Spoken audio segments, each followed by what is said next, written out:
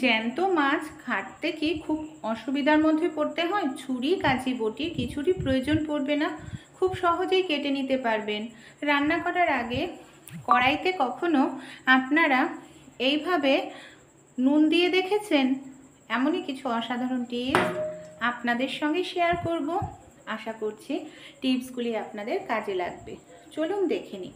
আপনারা কখনো জামা কাপড় বরফ দিয়ে পরিষ্কার করেছেন? কেন আমরা জামা কাপড় বরফ দিয়ে পরিষ্কার করব, দেখে নিই এই অসাধারণ টিপসটি। অনেক সময় বাচ্চারা চুইংগাম খায়। দেখা যায় চুইংগামটা বাচ্চারা বেখেয়ালেই হোক বা দুষ্টুমি করেই হোক জামা কাপড়ের মধ্যে এইভাবে লাগিয়ে ফেলে। আর চুইংগাম লেগে গেলে সহজে জামা কাপড় হোক চুলের থেকে হোক উঠতে চায় না। তাই আপনারা নিয়ে নিন 2-3টে বরফের টুকরো। যেখানে চুলে কিংবা জামা কাপড়ে যেখানে চুইংগাম লেগেছে বরফটা দিয়ে এইভাবে একটু ঘষতে থাকুন। এতে চুইংগাম ভাবটা যে নরম হয়ে জামা কাপড়ের মধ্যে চুলের মধ্যে আটকে যায়, দেখবেন বরফ দেওয়ার কারণে ঠান্ডার কারণে চুইংগামটা শক্ত হয়ে যাবে। শক্ত হয়ে গেলেই কাপড় থেকে খুব সহজেই চুইংগামটা উঠে আসবে। এমনকি আপনাদের কাপড়টাও নষ্ট হবে না। যদি চুলে চুইংগাম লাগে চুলও কাটার কোনো রকম প্রয়োজন পড়বে না। এই দেখুন, আমি এই বরফের টুকরোটা দিয়ে ঘষে নিলাম। কত সহজেই কাপড় থেকে আমার চুইংগামটা উঠে এখানে একেবারে পরিষ্কার হয়ে গেল। তাই এই ছোট্ট টিপসটি আপনারাও অ্যাপ্লাই করে দেখবেন যদি এই রকম সমস্যার মধ্যে আপনারা পড়ে থাকেন। চলুন পরবর্তী টিপসটি দেখে নিই। অনেক সময় কি হয়, রান্নাবাড়ি করতে গেলে কড়াইয়ের তলা এইভাবে পুড়ে যায়, আর পুড়ে গেলে অনেকটা সময় ধরে মাজা ঘষা করতে লাগে। তাই একটি কাজ করতে পারেন, আপনাদের কড়াই কখনোই পুড়বে না। রান্না করার আগে পরিষ্কার কড়াইয়ের তলায় একটুখানি নুন নিয়ে নিন আর একটু জল নিয়ে নিন। নুন আর জল কড়াইতে এইভাবে খুব ভালো করে লাগিয়ে নিন। এইভাবে নুন লাগালে দেখবেন নুনের একটি লেয়ার কড়াইয়ের মধ্যে পড়ে যায়, যার কারণে আপনারা যে কোনো কিছুই রান্না করেন না কেন নুনের যেহেতু লেয়ার থাকবে, তাই তেল চুইয়ে পড়ুক, লুচি কচুরি যাই ভাজেন না কেন আপনাদের কড়াই কখনোই পুড়বে না। আমি আপনাদের রান্না করেও দেখাবো। এই দেখুন, একই কিন্তু কড়াইয়ের মধ্যে আমরা যখন মাছ ভাজি বা লুচি করি তুলতে গেলে না তেলটা চুইয়ে পড়ে, আর সেই তেলের কারণেই কড়াইয়ের তলাটা একেবারে পুড়ে যায়। এইভাবে আপনারা নুনটা লাগিয়ে নেবেন, কখনোই পুড়বে না। দেখুন আমি মাছটা ভেজে তুলে নেব, তারপর আপনাদের আমি তরকারি রান্না করেও কড়াইয়ের তলাটা দেখাবো। একেবারে আমাদের মাজা ঘষার কোনো প্রয়োজন পড়বে না। যেরকম প্রথমে পরিষ্কার ছিল সেরকম পরিষ্কার ফ্রেশ কড়াই আমরা পেয়ে যাব। অনেক সময় হয় বাড়িতে হয়তো যিনি বাসন মাজার মাসি আসেন হয়তো আসেননি, তখন এই ছোট্ট টিপসটি অ্যাপ্লাই করে দেখবেন। রান্না করার পর আমি নর্মাল শুধু জল দিয়ে আপনাদের ধুয়ে দেখাবো, কোনো রকম ঘষা মাজা কিচ্ছু করব না। এই দেখুন শুধু জল নিয়েছি, যেহেতু নুনের লেয়ার রয়েছে তাই নুনের লেয়ারের কারণে তেল যতই চুইয়ে পড়ুক না কেন সেটা কড়াইয়ের গায়ে লেগে কড়াইটাকে কিন্তু পুড়তে দেয়নি। তাই এই ছোট্ট আইডিয়াটি কেমন লাগলো আপনারা অবশ্যই আপনাদের মতামত কমেন্টে জানাতে ভুলবেন না। পরবর্তী যে টিপসটি শেয়ার করব, ভাত রান্না করতে গিয়ে অন্য কোনো কাজে গেলে ভাতে অনেক সময় কম জল দিলে দেখা যায় ভাত তলায় লেগে ধরে পুড়ে যায়। আর একটুখানি ভাত পুড়ে গেলে পুরোটা ভাত থেকেই কিন্তু পোড়া ভাতের গন্ধ বের হতে থাকে। পোড়া ভাত খেতে কিন্তু কারোই ভালো লাগে না। তাই ভাতটা তো ফেলেও দেওয়া যায় না, অনেকটাই দাম চালের। ভাতের পোড়া গন্ধ দূর করার জন্য 2টো তেজপাতা নিয়ে নিন। গরম ভাতের ফুটন্ত ভাতের মধ্যেই তেজপাতা 2টোকে ভেতরে এইভাবে ঢুকিয়ে দিন। তারপর এটাকে ঢেকে 10 মিনিট মতো রেখে দিন।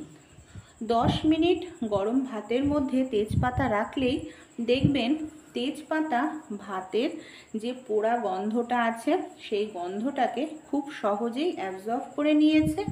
আপনাদের ভাতের থেকে পোড়া গন্ধ বের হবে না, আর ভাতটাও খেতে পারবেন। চলুন তাহলে পরবর্তী টিপসটি দেখে নিই। অনেক সময় দুধ চা করি কিংবা কফি করি, দেখা যায় কোনো কারণে যে চিনি বেশি পরিমাণে পড়ে যায়। অতিরিক্ত চিনি চা কিংবা কফি কোনোটার জন্যই খেতে ভালো লাগে না। চিনির মিষ্টি ভাব কমানোর জন্য কি করবেন, একটি ছুরি নিয়ে নিন।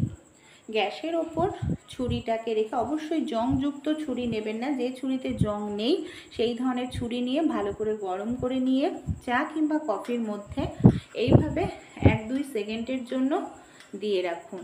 দেখবেন এতে চা কিংবা কফি যে অতিরিক্ত মিষ্টি হয়ে যায় সেই মিষ্টি ভাবটা খুব সহজেই চলে যাবে, খেতেও ভালো লাগবে।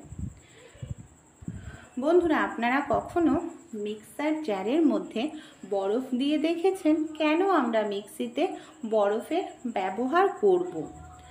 প্রত্যেক দিন আমরা মিক্সার জার ব্যবহার করি মশলা পেস্ট করার জন্য বা কোনো কিছু করার জন্য। মিক্সার জারের যে ব্লেডটা থাকে না, দেখা যায় ধারটা কমে যায়, ব্লেডটা চেঞ্জ করতে লাগে, এতে অনেকটা টাকা খরচা হয়। মাঝে মাঝে আমরা যদি বরফ নিয়ে নিই, 5-6 টুকরো বরফ নিয়ে মিক্সার জারের মধ্যে দিয়ে দিই, তারপর 5 থেকে 10 সেকেন্ডের জন্য মিক্সার জারটাকে ভালো করে একটু চালিয়ে নিতে হবে। এতে যে ব্লেডের ধারটা আমাদের চলে গেছিলো সেই ধারটা খুব সহজেই কিন্তু ফিরে আসবে। আমাদের কিছুদিন পর পর মিক্সার জারের ব্লেডের যে কাঁটাটা আছে সেটাকে চেঞ্জ করার প্রয়োজন পড়বে না। চলুন তাহলে পরবর্তী টিপসটি আমরা দেখে নিই। আমরা প্রত্যেকের বাড়িতেই কিন্তু ব্যবহার করি ফ্রিজ। অনেক সময় দেখা যায় ফ্রিজের ব্যবহার করার ফলে ইলেকট্রিক বিলটা বেশি আসে। কেন বলুন তো? আমাদের নিজেদের ভুলের জন্য। এই যে ফ্রিজের দরজার সাইডের যে রাবারগুলো থাকে, অনেক সময় অতিরিক্ত নোংরা জমে যায়। আর অতিরিক্ত যদি নোংরা জমে যায়, ফ্রিজের দরজাটা আমরা যখন খুলি বন্ধ করি, অতিরিক্ত নোংরার কারণে রাবারটা ঠিকমতো বন্ধ হয় না, যার কারণে ফ্রিজের যে ঠান্ডা হাওয়াটা সেটা অনবরত বাইরে আসতে থাকে। এর ফলে আমাদের ইলেকট্রিক বিলটা অনেকটাই বেশি আসে। তাই এই ছোট্ট টিপসটি আমরা অ্যাপ্লাই করতে পারি। দরজার ফ্রিজের দরজার যে রাবার আছে, এই জায়গাটা আমি পেপার দিয়ে নিয়েছি। দেখুন, যদি ঢেলা হয়ে যায় কোনো কারণে রাবারটা, তাহলে দেখবেন যে পেপারটা খুব সহজেই টান দিলেই বাইরে বের হয়ে আসবে। কিন্তু দেখুন, আমার এখানে যে পেপারটা আমি নিয়েছি এটা কিন্তু সহজে আসছে না, আমাকে টেনে টেনে বের করতে লাগছে। এর ফলে ফ্রিজের হাওয়া কোনোভাবেই বের হচ্ছে না, আর ইলেকট্রিক বিলটাও আমাদের বেশি আসবে না। তাই এইভাবে আপনারাও চেক করে নিতে পারেন যে ফ্রিজের দরজায় ঢেলা হয়ে গেছে কিনা রাবারটা। পরবর্তী টিপসটি চলুন দেখে নিই। সাবানকে আপনারা কখনো এইভাবে গ্রেটার দিয়ে গ্রেট করে দেখেছেন? কেন আমরা বাসন মাজার সাবানকে গ্রেটার দিয়ে গ্রেট করব? এখানে আমি বাসন মাজার সাবান গ্রেটার দিয়ে গ্রেট করে নিলাম। 1 চামচ পরিমাণ খাবার সোডা দিয়ে নিয়েছি। খুব ভালো করে দুটো উপকরণ এখানে আমি মিশিয়ে নিচ্ছি। সামান্য পরিমাণ একটু জল দিয়ে দেব। এইভাবে ঘন একটি মিশ্রণ তৈরি করতে হবে। যেহেতু সাবানটাকে আমি গ্রেট করে নিয়েছি, দানা দানা রয়েছে, অনেক সময় রান্নাবাড়ি করলে কড়াইয়ের তলায় এইভাবে পুড়ে যায়, তেল চুইয়ে পড়ে। একেবারে পোড়া কড়াই পরিষ্কার করতে অনেকটা সময় ধরে ঘষা মাজা করতে লাগে।